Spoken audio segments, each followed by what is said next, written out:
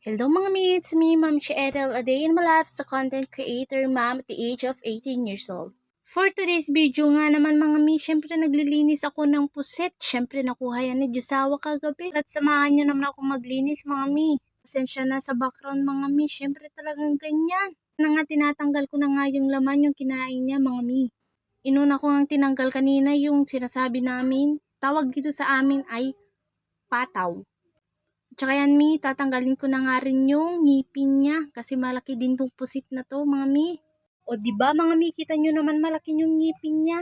Tulad ko, char. Na nga re-rekaduhan na natin mi, i-adobo ko sana yan kaso meron pa kaming adobo, hindi maubos-ubos mga mi. Kaya yan mga mi, nagtanong ako kung anong gusto nilang luto. Ay syempre sabi nila sinabawan mga mi. Tinanong ko na nga rin din kung ano nga pa ang rekado na itong sinasabi nilang sinabawan. Ang alam ko lang kasing luto sa pusit mga mi ay adobo or kaya adobo sa gata. At maglalagay na rin tayo ng bitchin mga mi, pampahaba ng buhay, charot, Ajinomoto. Hala mi, baliw ka na kung ano nang sinasabi mo mi. Eto na't maglalagay na nga tayo ng asin mga mi, kasing alat ng kili-kili mo. Kasing alat ko pala. So pagkatapos kong lutuin yung pusit mga mi at ako'y bibili na rin ng aking biskwit at saka tinapay ng aking anak. Hindi pa ako nagkakape mi. Pre-bebe time muna tayo. Ayan o, fita at fudgy bar mga mi. Fudgy bar para sa anak ko, fita naman para sa akin. Hala mi, nagbumuka ka ng balera mi. Maya ka naman mi. Opak, kitang-kita nga katawan mo mi. Huwag mo namang i-expose mi. Mga mi, pasensya na, sa 60 lang naman ako. Siyempre, kape is life. Palingon-lingon nga ako dyan, mi, kasi tinitingnan ko yung Junakis. Gising na nga rin, mga mi. Anong oras na saka lang nagising, mi?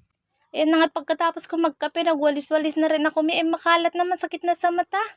Pasensya na at maraming ang kalat dyan. Alam ko maraming relate dyan, mga mi, kasi madami akong katulad na ganito ang anak. Ayaw maiwan, kaya wala nang nagagawa, kundi pantayan na lang. Siyempre mga mi, wala tayong kasamang magbantay. Ang Diyosawa nagtratrabaho mga mi. Abay siyempre lagi na lang na ganito mga mi. Siyempre housewife tayo mga mi. Habang di pa nagre-reklamo ang anak, samantalahin na natin mag-dryer mga mi. Mamaya wala na, hindi na naman yan matatapos mga mi. Ito nga ho pala yung nilabahan ko kahapon, hindi ko na na-dryer kasi gabi na nga mga mi. Sa dami nga nang nilabahan ko, hindi ko na naasikasang mag-dryer. Kumbaga naman ang pagod na. Pagod na pero may gana pang sumaya. O, di ba pak? Sino ka dyan? Parang dambom eh. Pwede na siguro akong pang sumo. Malaki baga naman ng katawan ko, hindi pwede. As to me, mas malakas pa ako kesa sa'yo. Ayan na at nagsombrero na rin ako. Ay baka matulunin mo nga ako. Super rough na nga. Hindi ka pa magsosombrero. Ay sobrang init nga naman din eh. Sa sobrang init ngayon mga mi, alangan na hindi ka mapapasombrero. Ayan na nga hindi natapos ang aking pagsasampay. Paano nga naman kasi nagreklamo ng aking Junakis at pinaliguan ko na nga rin mga mi. At heto na nga ang ginagawa niya.